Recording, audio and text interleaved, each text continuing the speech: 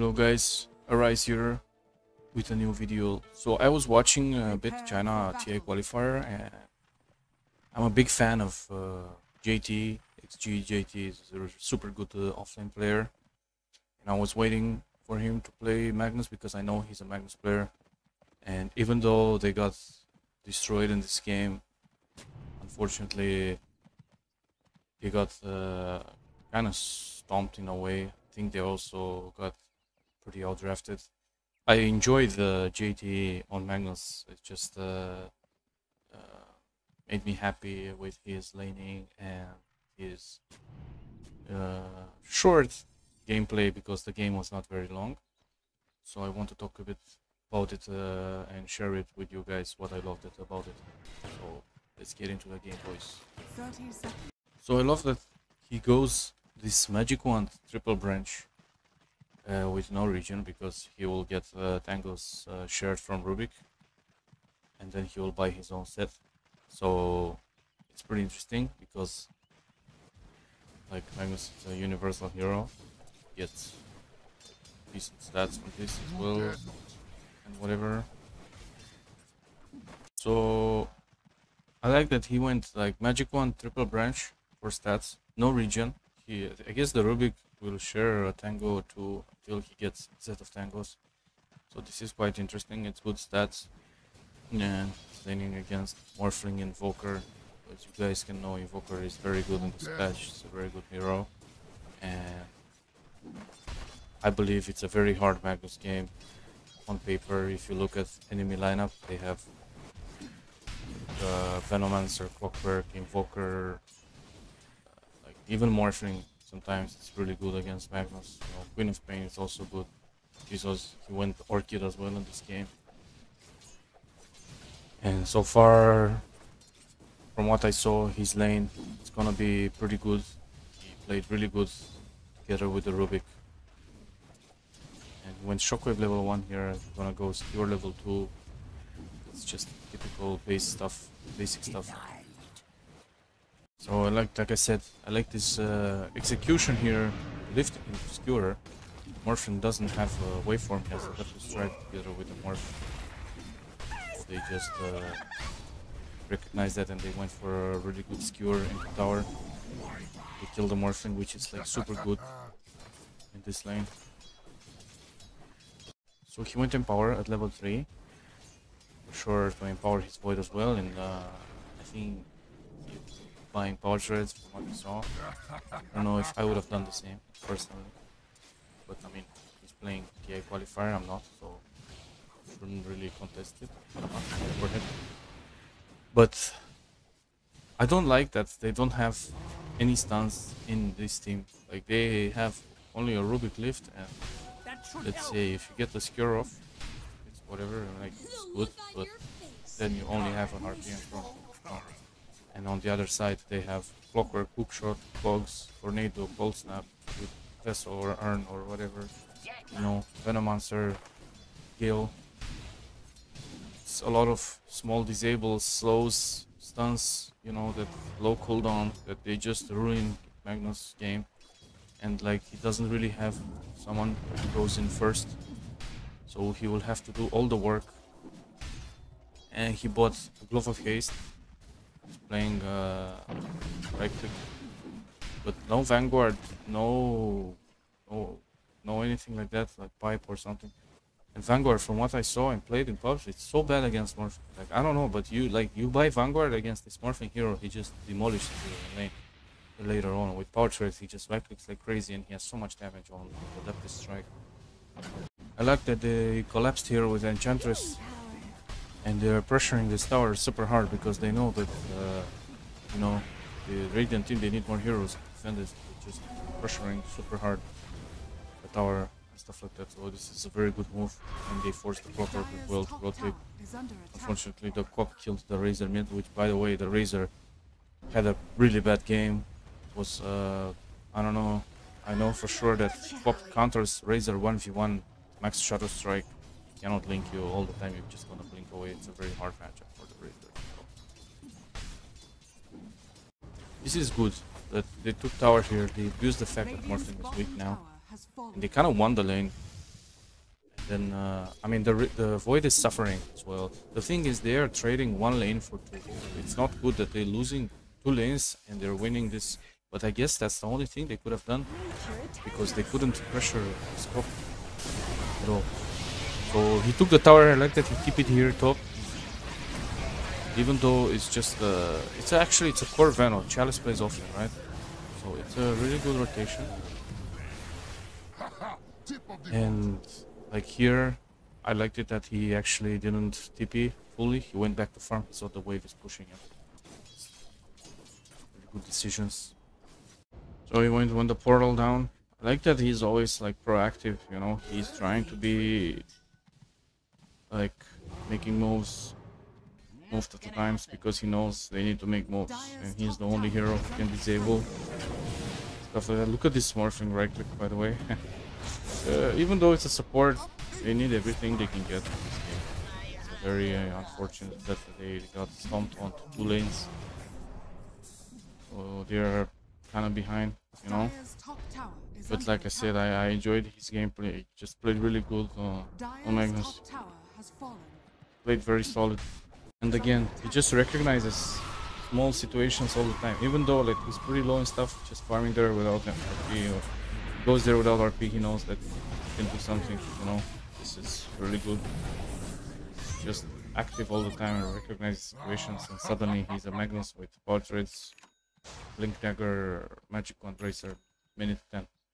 But the thing is, it's that this Blink doesn't really give him, you know, it's not like, oh, I have Blink and stuff like that, the game is gonna be easy.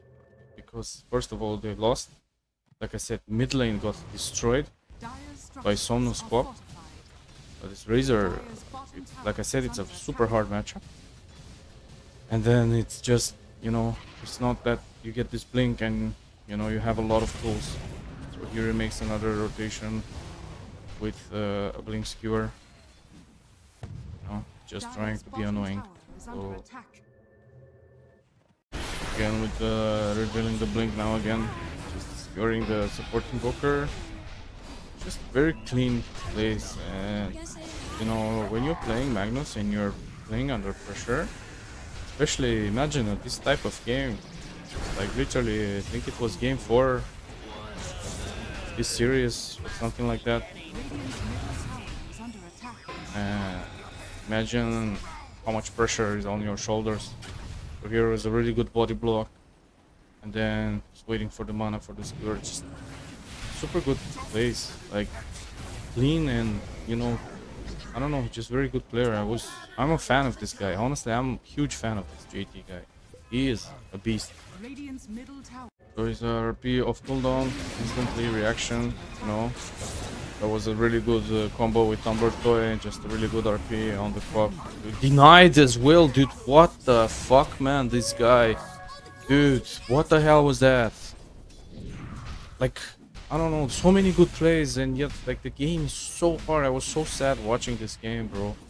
It was like, he's making so many plays on this Magnus hero, and just the game is so hard. Like, they're pretty far behind. You see the network there, like the morphing, the pop, the Veno, like, I don't know, game. But if you look at it, they have a pretty good chances on paper. Like Void, Magnus, let's say 25-30 minutes could be a big issue, you know.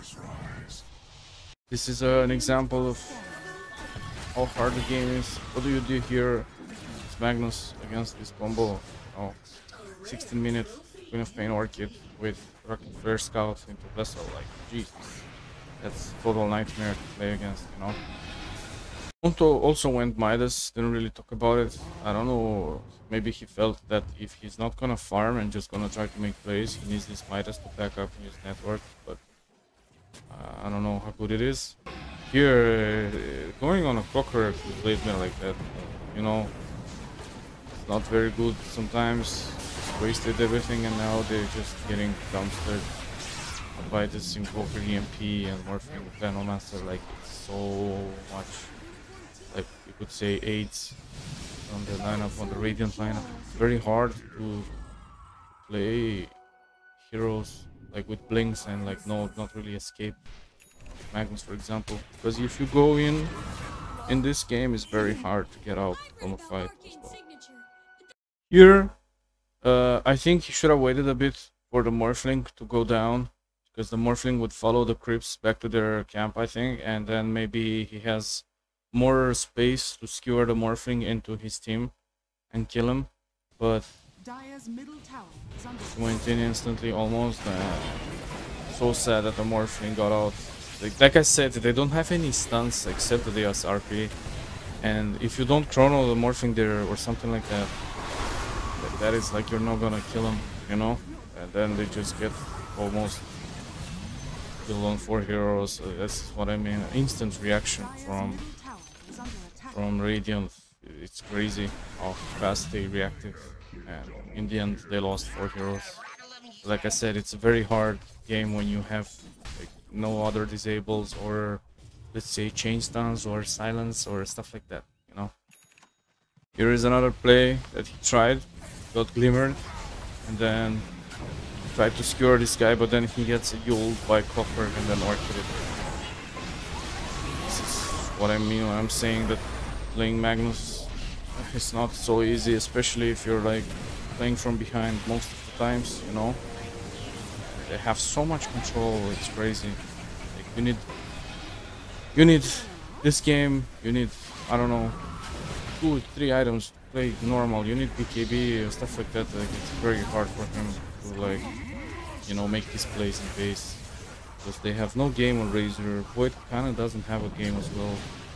They have 0 stuns. So Morphling had Aegis. Here he respawns, and I don't know actually if he tries a skewer on the Morphling, but this is like the idea is that you get he got a sick RP, dude. But he's trying so like they have nothing, they have no damage, they have like no follow-up, they're too far behind. Yet he's trying. And that was kinda it. Ar1se won this game, and I think they, I don't know which part of the qualifier this game was, but I was heartbroken to see JT lose, because I'm a big fan. But I wanted to show you guys how hard it is to play Magnus in super hard games, and how many good plays he made as well, because he had sick rotations. He tried his best. Like, this is a perfect example where someone is trying his best in a losing game, because I'm pretty sure they knew all the time that they're almost gonna lose this game, you know, even though they were not thinking about it. Deep inside they were aware, you know, of the situation of the game, and still, like, he made so many good plays and tried his best really hard. So that's the difference between, you know, a tier 1 player and rest of us plebs, because we would just mostly just tilt and baby rage and, you know, forehead. So I hope you guys enjoy this. I came up with this idea just a few hours ago, and actually yesterday, but then I decided a bit more today. So take care, guys. Press like, press sub, and leave me a comment about JT Magnus. Take care.